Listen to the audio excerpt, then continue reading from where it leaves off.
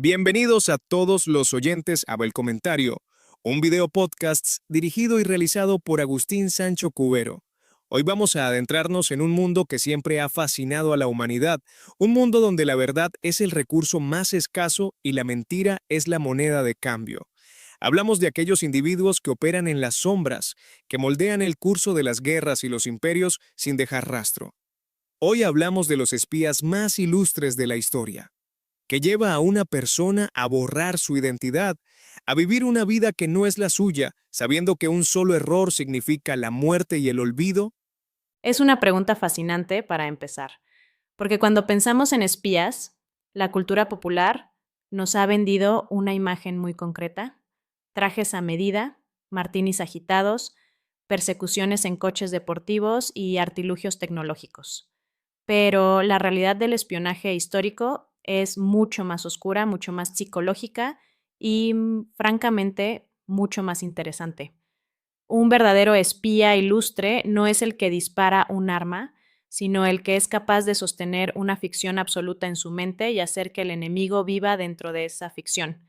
El espionaje es, en su esencia, el arte de la manipulación narrativa.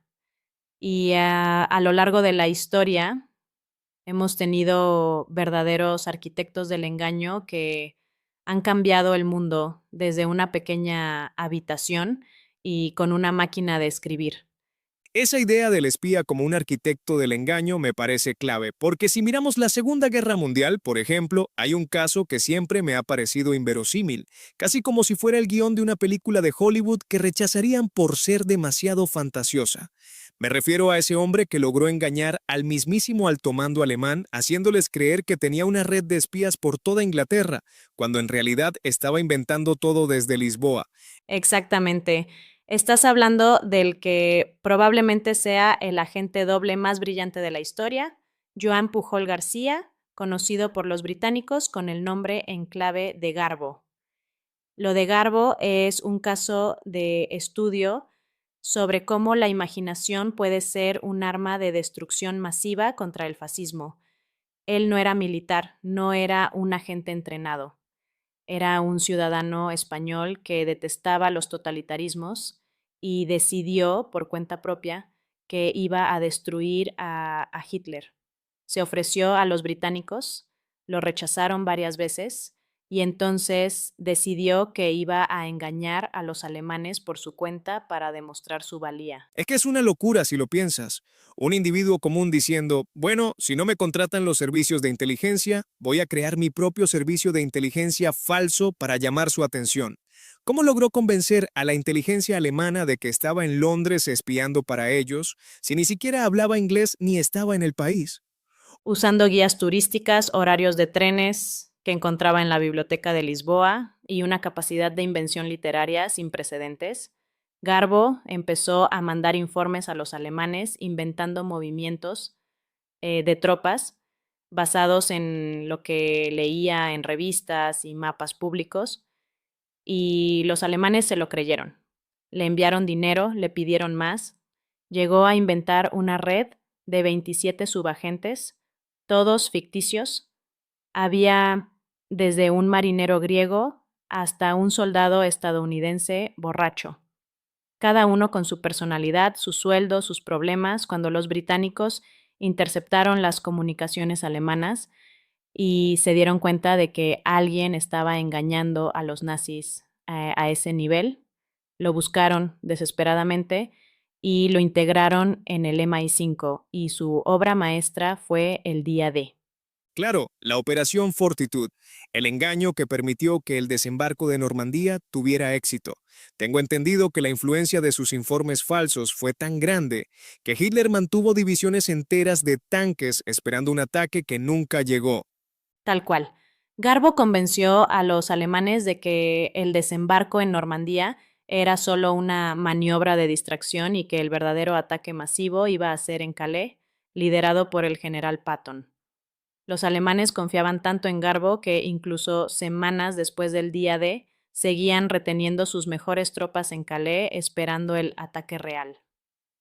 Lo más irónico, y esto roza la comedia negra, es que los alemanes le concedieron la Cruz de Hierro por sus servicios al Tercer Reich, mientras que los británicos le dieron la Orden del Imperio Británico. Es el único hombre en la historia condecorado por ambos bandos en la misma guerra, y todo lo hizo con palabras, sin disparar un solo tiro. Es una historia que te hace replantearte el valor de la información frente a la fuerza bruta, pero me gustaría llevar la conversación a otro extremo del espionaje. Garbo fue el triunfo de la mente y la narrativa, pero también hay figuras en la historia del espionaje donde el mito devoró a la persona, donde la imagen pública fue su mayor arma y, al final, su perdición. Pienso inevitablemente en la figura de la femme fatale, y el nombre que resuena por encima de todos es el de Mata Hari. ¿Fue realmente una espía brillante o fue una víctima de su propio personaje y de las circunstancias de la Primera Guerra Mundial? Esa es una de las grandes tragedias y uno de los grandes debates de la historia del espionaje. Mata Hari es el arquetipo, la sombra alargada de la espía seductora que extrae secretos de Estado en la alcoba. Pero la realidad histórica es mucho más cruda y menos glamurosa. Ella era una bailarina exótica, una mujer que había reinventado su identidad para sobrevivir en la alta sociedad europea. Cuando estalla la Primera Guerra Mundial, su estilo de vida cosmopolita, cruzando fronteras y teniendo amantes en altos cargos militares de diferentes países, la convirtió en un blanco fácil para las sospechas. Es decir, su propio estilo de vida, que antes de la guerra era visto como exótico y fascinante, de repente se volvió un perfil de alto riesgo. Pero, ¿realmente entregó información crucial que costó vidas, como afirmaron los franceses cuando la ejecutaron? Los historiadores modernos coinciden en que el valor de la información que pudo haber pasado a los alemanes era mínimo, casi chismes de salón. Los franceses, en 1917, estaban sufriendo motines en el ejército, derrotas masivas y una moral por los suelos. Necesitaban un chivo expiatorio. Necesitaban culpar a alguien de sus desastres militares, y qué mejor que una mujer extranjera, de moral cuestionable para la época, que se codeaba con el enemigo. La juzgaron y la fusilaron no tanto por lo que hizo, sino por lo que representaba. Mata Hari nos enseña el coste social del espionaje y cómo los servicios de inteligencia a menudo utilizan a las personas no para obtener información, sino para crear narrativas políticas que justifiquen sus propios fracasos. Me parece una reflexión durísima, pero muy necesaria. Al final, el espía no deja de ser un peón en un tablero de ajedrez gigante. Y a veces, el sacrificio del peón no es para ganar la partida, sino para calmar a la grada. Esto me lleva a pensar en el peso psicológico de esta profesión. Hablamos de personas que viven en una mentira constante. Tienen que recordar cada detalle de su identidad falsa. No pueden confiar en nadie, ni siquiera en sus seres queridos. Y lo peor de todo, a veces descubren la verdad absoluta, la pieza de información que podría cambiar el curso de la historia, y sus propios líderes no les creen. Ese es el infierno personal del espía. Y el ejemplo perfecto de esa tragedia es Richard Sorge. Para muchos expertos en inteligencia, Sorge es el espía más grande del siglo XX. Era un comunista convencido que trabajaba para la inteligencia soviética, pero operaba bajo la fachada de un leal periodista nazi en Tokio durante la Segunda Guerra Mundial.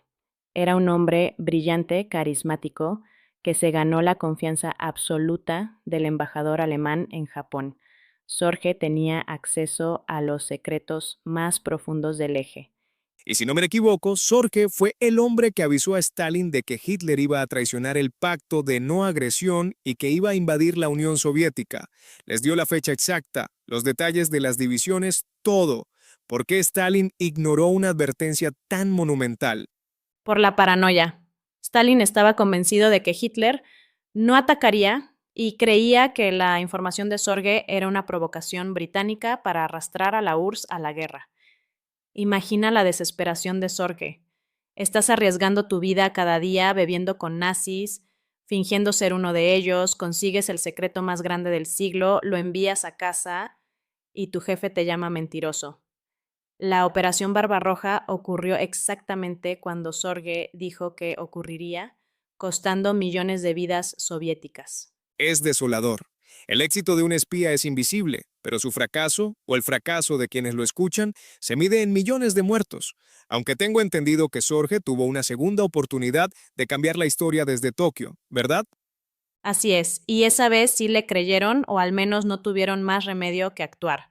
Sorge informó a Moscú que Japón no iba a atacar a la Unión Soviética por el este, sino que iban a dirigir su expansión hacia el sur, hacia el Pacífico, lo que eventualmente llevaría a Pearl Harbor.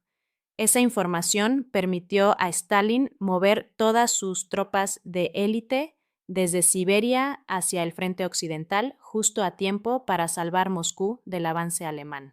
Sorge salvó a la Unión Soviética, pero fue descubierto por los japoneses, torturado y ahorcado, y durante décadas la Unión Soviética no reconoció su existencia porque admitir que Sorge tenía razón implicaba admitir que Stalin se había equivocado al principio. Es una ironía trágica. Das tu vida por una causa, salvas a tu país y tu país te borra de los libros de historia hasta que es políticamente conveniente recordarte. Es fascinante cómo estos individuos, que tienen un impacto tan masivo en nuestra realidad, operan desde la sombra más absoluta, y esto me hace pensar en otro tipo de sombra. Hemos hablado del engaño intelectual de Garbo, del mito de Mata Hari, del sacrificio trágico de Sorge. Pero hay espías que simplemente rompieron todos los moldes físicos y sociales de lo que se suponía que debía ser un agente de campo. Quiero hablar de la resiliencia pura. Sé exactamente hacia dónde vas. Si hablamos de romper moldes y de resiliencia inquebrantable, tenemos que hablar de Virginia Hall. La Gestapo la consideraba la espía aliada más peligrosa de toda la Segunda Guerra Mundial. Klaus Barbie, el infame carnicero de Lyon, estaba obsesionado con capturarla. Y lo más increíble de Virginia Hall no es solo que organizara redes de resistencia en Francia, que coordinara sabotajes masivos o que rescatara a prisioneros de guerra. Lo verdaderamente asombroso es que hizo todo esto con una pierna de madera. Es una historia que te deja sin palabras. Una mujer que había perdido la pierna en un accidente de caza antes de la guerra, a la que el servicio diplomático estadounidense rechazó por ser mujer y por su discapacidad, y sin embargo termina siendo el terror del ejército alemán en la Francia ocupada. ¿Cómo logró operar en un entorno tan hostil, donde los controles de identidad y las persecuciones eran constantes, teniendo una limitación física tan evidente? Con una voluntad de hierro y una inteligencia táctica superior. Ella llamaba a su pierna ortopédica Cuthbert. Cuando la situación en Francia se volvió insostenible y los nazis estaban a punto de atraparla, tuvo que huir a España cruzando los Pirineos a pie, en pleno invierno. Envió un mensaje a Londres diciendo que Cuthbert le estaba dando problemas en el viaje. El oficial en Londres, que no sabía que Cuthbert era su pierna de madera, le respondió por radio: si Cuthbert le da problemas, elimínelo. Es un detalle de un humor negro maravilloso en medio de una situación de vida o muerte, pero demuestra el nivel de aislamiento en el que operaban. Totalmente. Y Virginia no se rindió ahí, volvió a Francia, se disfrazó de anciana campesina, se tiñó el pelo de gris, se limó los dientes para parecer mayor y aprendió a caminar arrastrando los pies para ocultar su cojera. Coordinó el lanzamiento de armas, entrenó a batallones de la resistencia y liberó territorios enteros antes de que llegaran las tropas aliadas. Virginia Hall destruye por completo el mito del espía de Smoking. El verdadero espionaje es barro, es frío, es dolor físico y es una resistencia psicológica que muy pocos seres humanos poseen. Escuchando todas estas historias, desde la brillantez imaginativa hasta la resistencia física, me pregunto sobre el impacto ético y filosófico de todo esto. Estamos hablando de personas que mienten sistemáticamente por un bien mayor. ¿Dónde está la línea? Porque al final el espionaje institucionaliza el engaño, justifica la traición, nos muestra que las grandes victorias de la humanidad a menudo se han construido sobre cimientos morales muy resbaladizos. Esa es la gran paradoja del espionaje. Es una profesión que exige a sus practicantes violar todas las normas éticas de la sociedad civilizada, mentir, robar, traicionar y a veces matar. Pero se les exige que lo hagan por un sentido superior de lealtad y patriotismo. Es una disonancia cognitiva brutal. Por eso muchos espías terminan rotos psicológicamente. Viven en un mundo donde la verdad es relativa y donde la confianza es una debilidad fatal. Si pasas años fingiendo ser otra persona, fingiendo amar a personas que en realidad estás utilizando, ¿qué queda de tu propia humanidad cuando la misión termina? Es un precio altísimo que pagan en silencio. Y eso nos lleva a una reflexión final sobre el mundo en el que vivimos hoy. Hemos hablado de espías del siglo XX, de mensajes cifrados por radio, de tinta invisible y disfraces. Pero hoy vivimos en la era digital. Todo lo que hacemos deja un rastro de datos. Nuestros teléfonos saben dónde estamos, qué compramos, con quién hablamos. En un mundo hiperconectado y bajo vigilancia constante, ¿sigue existiendo el espionaje de la misma manera? ¿Podría existir un nuevo Garbo o una nueva Virginia Hall hoy en día? El tablero de ajedrez ha cambiado, pero el juego es exactamente el mismo. Hoy en día, la recolección de inteligencia masiva la hacen algoritmos y satélites. El espionaje cibernético puede paralizar un país sin que un solo agente cruce la frontera. Sin embargo, el factor humano sigue siendo el eslabón más débil y el más valioso. Un satélite puede decirte dónde está un edificio, pero no puede decirte qué están pensando las personas dentro de ese edificio. Las motivaciones, los miedos, las intenciones, eso solo lo puede descubrir un ser humano hablando con otro ser humano. Quizás ya no usen piernas de madera ni inventen ejércitos fantasma con máquinas de escribir, pero los espías siguen ahí. Solo que ahora la máscara que usan es digital y el campo de batalla son los servidores donde guardamos toda nuestra vida. Es una idea fascinante y al mismo tiempo un poco aterradora. Nos hace pensar que la historia no se detiene, simplemente cambia de formato. Las sombras en las que operaban Sorge o Mata Hari ahora son las sombras de la red, los rincones oscuros de la información global. Nos quedamos con esa reflexión, con la certeza de que mientras haya secretos que proteger y verdades que ocultar, siempre habrá alguien dispuesto a cruzar la línea para descubrirlos. Contenido creado por Agustín Sancho Cubero para su canal El Comentario, disponible en YouTube y en las principales plataformas de podcasts. Suscríbete, dale me gusta y comparte si te ha gustado, así me apoyas para seguir creando contenidos. Muchas gracias, contenido creado por Agustín Sancho Cubero para su canal El Comentario, disponible en YouTube y en las principales plataformas de podcasts. Suscríbete, dale me gusta y comparte si te ha gustado, así me apoyas para seguir creando contenidos. Muchas gracias.